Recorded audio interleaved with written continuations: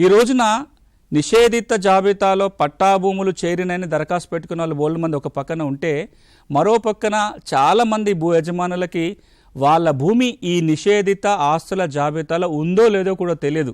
ఎందుకంటే అవసరం ఏర్పడలేదు తను తెలుసుకోవడానికి. భూములని కుదబెడటానికి పోతేనో అమ్మడానికి పోయినప్పుడు ఆ నిషేధ జాబితాలో ఉంటే ట్రాన్సాక్షన్ జరగదు కాబట్టి తెలుస్తుంది. కానీ ఇక్కడ ఈ జాబితాలో ఉందో లేదో ఒక్కసారైనా చూసుకోకపోతే సమస్య తీవ్రం అవుతుంది. కాబట్టి ఇంతకు మునుపు ఎట్లయితే నేను ప్రతి భూ యజమాని తమ భూమి ధరణి భూమి వివరాల్లో ఉందో లేదో, ఉంటే ఏముందో చూడమని చెప్పానో, అదేవిధంగా మీ భూమి నిషేధిత ఆస్తుల జాబితాలో ఉందో లేదో కూడా చూడాలి. ఎట్లా చూడాలి?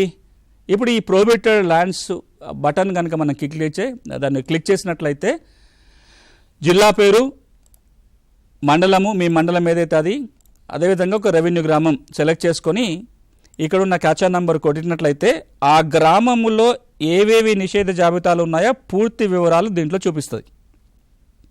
నేను ఇప్పుడు ర్యాండమ్గా సెలెక్ట్ చేసుకునే ప్రయత్నం చేస్తున్నాను.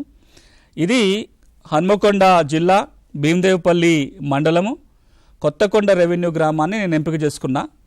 ఇప్పుడు ఈ గ్రామంలో ఇక కింద చూసినట్లయితే ఇన్ని సర్వే నంబర్లు నిషేధిత ఆస్తుల జాబితాలో ఉన్నాయి. ఇంకా సరే, ఇది సీరియల్ నంబరు, గ్రామం పేరు, దాని క్లాసిఫికేషన్ ఏముంది, దాని సర్వే నంబరు, దాని విస్తీర్ణము, అది ఏ రకమైన భూమి, నేచరు, క్లాసిఫికేషన్ రెండు ఉన్నాయి.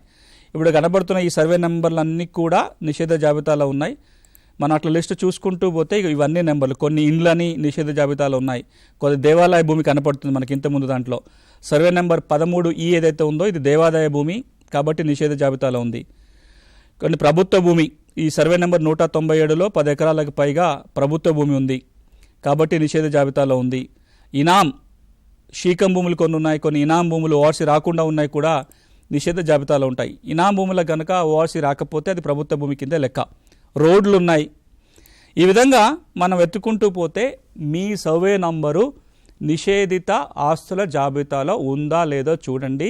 ఒకవేళ మీ భూమి పట్టా భూమి అయి ఉండి నిషేధిత జాబితాలో ఉన్నట్లయితే తొలగించుకోవడానికి దరఖాస్తు పెట్టుకోవాలి. ఇప్పుడు ఈ రెండు ఇలా చాలా కీలకమైనవి, మనం చూడాల్సినవి.